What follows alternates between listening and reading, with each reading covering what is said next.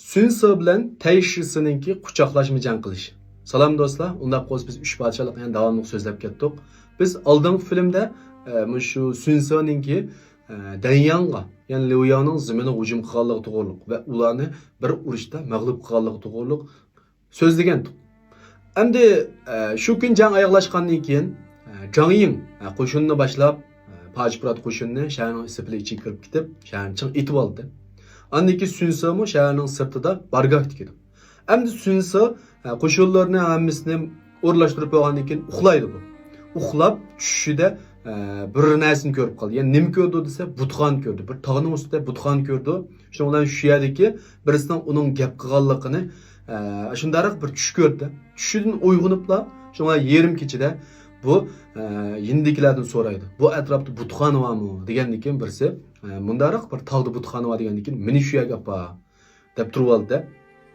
Endi bunda odamlar o'zining tushiga bak ishinib ketdi. Ya'ni sirliq tuyuldi. Burungi zamonlarda bo'libmi tushninki, ana keyin shunda bir sirliq rivoyatlarninki roli bak cho'ng.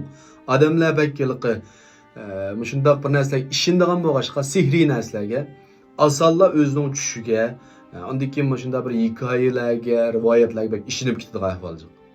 Ondan bular tushundirdi hamda u butxona shahar sepilining ishida biz u yerga berib qolsak, chiqolmasligimiz mumkin. Bu yerim kechida berish xatarli degandan keyin unda bo'lsa, biz bir necha yillar barlar u yerga yushirin berib, ko'rib yinib keldilar degandan keyin bu yindiki 10-20 dak sanog'onni, odatdagi sanog'onlarni elibla bordi butxona. Borgandan keyin bu yerda hech narsa bayqamaydi.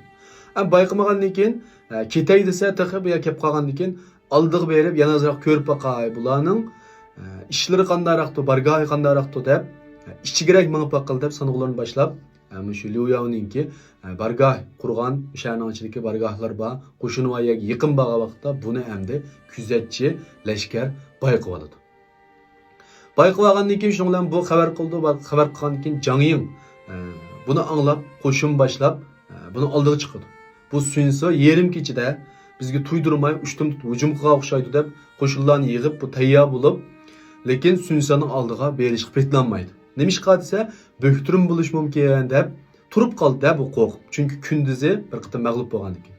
Bu vaqtda ham bu yerdagi buning yenib turgan Teyshisi ichiga patmay ketgan vaqtda, men bir jang qilsam bo'ldi, urushsam bo'ldi deb ashunda turgan vaqtida bu hech kimning gapini olmay, yolg'iz otni minibla Sünsaning oldiga sho'ppit yugurib ketdi.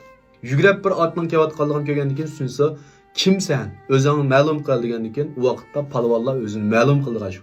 Men Teyshisi. Sen bilan ilishqil keldim degandan keyin unda bo'lsa, ilishili bo'ldi. Men sana karomatimni ko'rsatib qo'yay deb Sünsami itiga minib buni bilan tutishdi. Ikkalan nayzi qilishlar bilan xil tutishib boqdi, lekin bularningki yengilishni bevositla tez surat o'ylanmaydi. Chunki Sünsami nəhayət kuchli palvon. Hem Teyshisi degan kishimi ajoyib kuchli palvon bu. Bu Teyshisininki hikoyasini so'zlaymiz. Bu keyin Sharquvda Sünsaning qo'l ostida, Sunchuanning qo'l ostida ishlab, bak zo'r to'y bilan ko'rsatadigan palvon bu. Ikkisi hozir tutishib qoldi dushmanda, urushib yengolmaydi. Shundan bilan Sünsa shunda qarasa, bu urushayotgan o'rni bularningki doirasi ichidagi, ya'ni shahar sepir ichidagi rayon bo'lgandan keyin bu çataq chiqibdi. Agar hammasi qo'shin boshlab kelib, men nechalan qo'rshib olsa, bu yerda xavf kuchayotganman deb bu urushqash qochdi.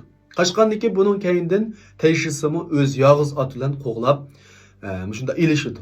Bir tarafdan qochqash, bir tarafdan ilishib, bular ikkisi chegara tarafga kelgan vaqtda andan keyin nihoyat qattiq tushib ketdi.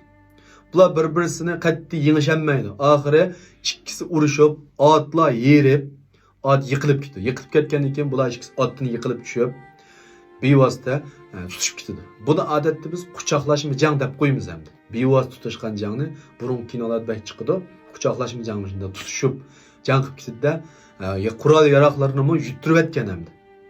Shuningla ikkisi bir-birini shunda quchoqlashma jang qilayotgan vaqtida shu Sünsa Teyshisininki dumbisining keyinda, ya'ni keyin tarafiga qisib olgan bir tal yaroqni chiqarib oldi.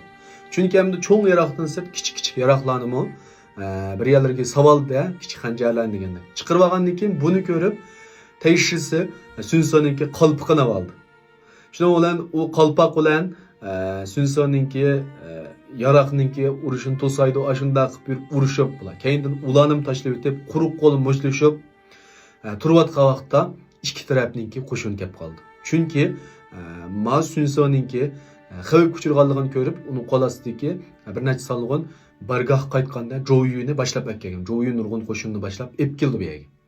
Andan keyin bu Tayshisinninki mo bechikib urush qoldigini ko'rib, bu Jangying deganmi, bu o'zining qo'shindan basalgan yolg'iz chiqib urushsa, qarab turmaydi. Nima ish bo'lganda yo o'lsimi, o'ligini topli, nima bo'lsa berib keldi-da, bu qo'shinni boshlab o'ttirga kelgan vaqtda bular ikkisini tutishayotganligini ko'rib, ikkisini arib oladi, bular ikkisini yerib, oldin ketgan.